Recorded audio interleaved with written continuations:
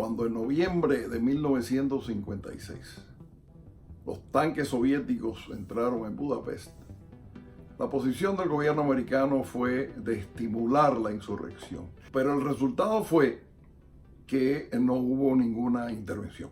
Y la posición fue estimular, decir que pelearan hasta la muerte contra los soviéticos, contra los tanques, etc. Pero el resultado fue que no hubo ninguna intervención. Imre Nagy, el primer ministro, consideraba que había habido una promesa tácita del gobierno americano de apoyar. Sin embargo, unos años después, Nixon explicó que el problema se había complicado porque precisamente en ese mismo momento las tropas francesas, las tropas israelíes, las tropas inglesas estaban invadiendo Egipto. Y era muy difícil explicarle al mundo que esa invasión de los franceses, los ingleses y los israelíes a Egipto para tomar el canal de Suez era válida. Sin embargo, la invasión de los rusos a Hungría pues no era válida. Después, Imre Nagy fue fusilado por Khrushchev. Rusia se quedó prácticamente hasta el final, hasta que llegó la democracia en Hungría, y los 80.000 húngaros que huyeron llegaron a Estados Unidos. El presidente Eisenhower había sido engañado por el director de la CIA, Alan Dulles, quien le dijo que no había ninguna promesa al pueblo húngaro de que Estados Unidos fuera a ayudar. Sin embargo, después se comprobó que sí había habido la promesa. El gobierno americano se sintió obligado con aquellos 80.000 húngaros y le dieron un estatus preferencial. Eso le permitía a estos 80.000 ciudadanos de Hungría quedarse en los Estados Unidos y trabajar en los Estados Unidos y aspirar a la residencia de los Estados Unidos y eventualmente a la ciudadanía. Unos años después, se establecía a 90 millas de los Estados Unidos un gobierno comunista. El gobierno norteamericano también comenzó a estimular el derrocamiento de ese gobierno, el gobierno comunista de Fidel Castro. La posición de la insurrección cubana contra el comunismo, o sea, la gente que estaba adentro, que estaban peleando, era muy clara, ¿no? Había que pelear en el clandestinaje y había que pelear en las guerrillas. Sin embargo, Estados Unidos consideró que había que preparar una invasión.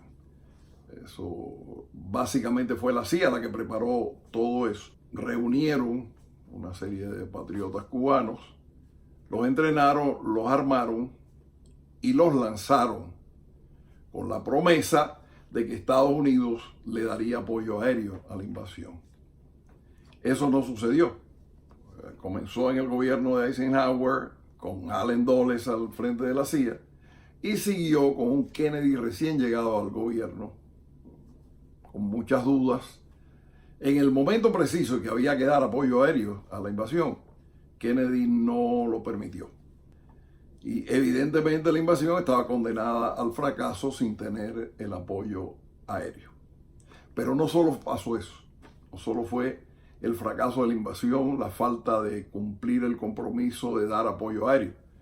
Pasó algo más grave, que Fidel Castro aprovechó la ocasión para encarcelar a miles de cubanos, acabar con la insurrección, acabar con el clandestinaje y acabar con las guerrillas. Y eso le quitó toda posibilidad al pueblo cubano de poder rescatar la democracia y la libertad. En una actuación similar a la que hizo el gobierno con los húngaros que habían llegado después de la invasión rusa a Hungría, el gobierno americano hizo una ley por la cual los cubanos que hubiesen llegado legalmente a los Estados Unidos, que hubiesen estado un año y un día en Estados Unidos, tenían derecho a la residencia y tenían derecho a la ciudadanía después de unos años. Fíjense que hubo un paralelismo entre lo que pasó con los húngaros y lo que pasó con los cubanos.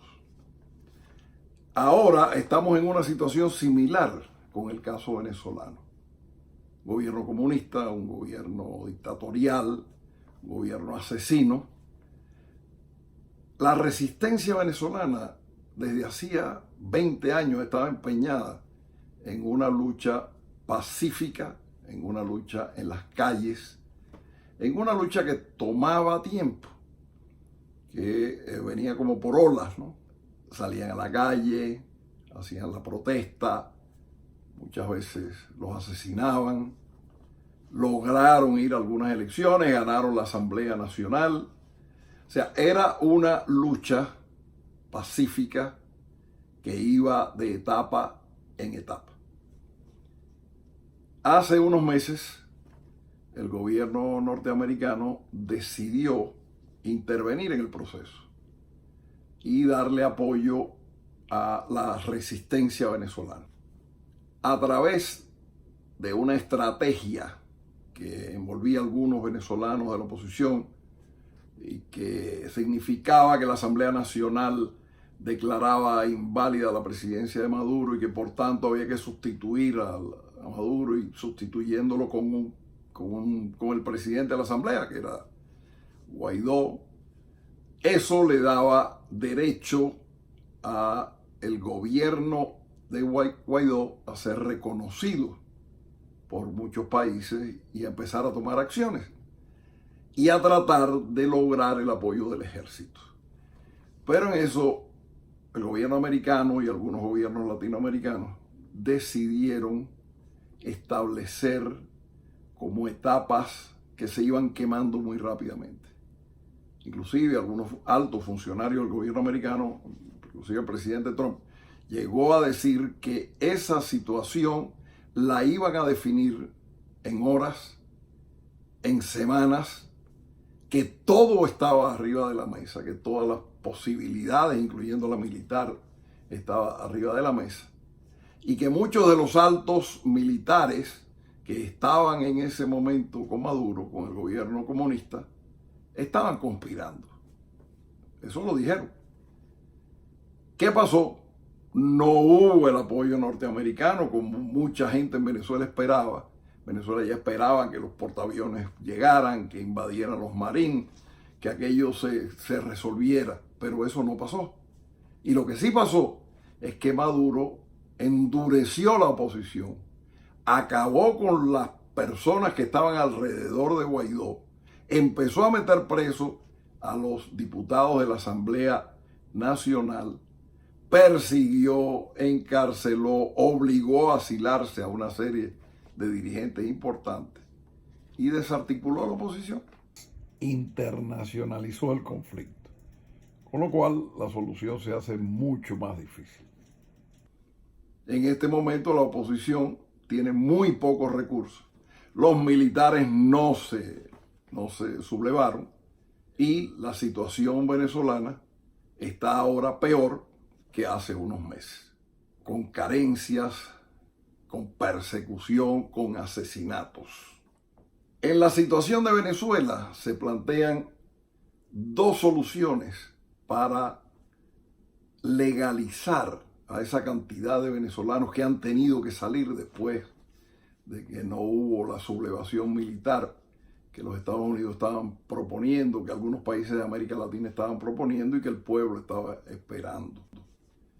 Una de las maneras de legalizar es el TPS, que es una situación de legalidad temporal.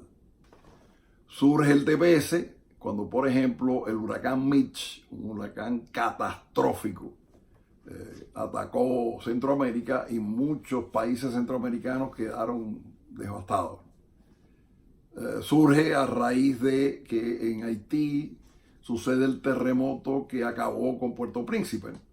Entonces es un estado circunstancial debido a una catástrofe que a su vez, una vez que se resuelve la situación catastrófica, esas personas pueden regresar a su país. Pero ese no es el caso de los venezolanos. El caso de los venezolanos es mucho más parecido al caso de los cubanos y al caso de los húngaros. No guarda esta situación un parecido con lo que aconteció en Cuba y con lo que aconteció en Hungría. No han sido los venezolanos estimulados a luchar contra Maduro con la promesa de que en horas, en semanas, todas las opciones estaban sobre la mesa. Pues por eso mismo sería muy conveniente que el gobierno americano fuera pensando establecer una ley del ajuste venezolano. La ley del ajuste venezolano le permitiría a un ciudadano venezolano que ha entrado legalmente a este país, después de 1 año y 1 día de permanencia, pedir que le concedan la residencia y que le concedan eventualmente la ciudadanía, porque no es una situación circunstancial la que Venezuela está viviendo de un terremoto o de un huracán, aunque la devastación de Venezuela es como si hubieran pasado 10 terremotos y 100 huracanes. No es una cuestión temporal, es algo político y es algo con una duración que nadie sabe cuándo va a resolverse. Por eso, esa ley del ajuste venezolano tendría mucha más razón de ser.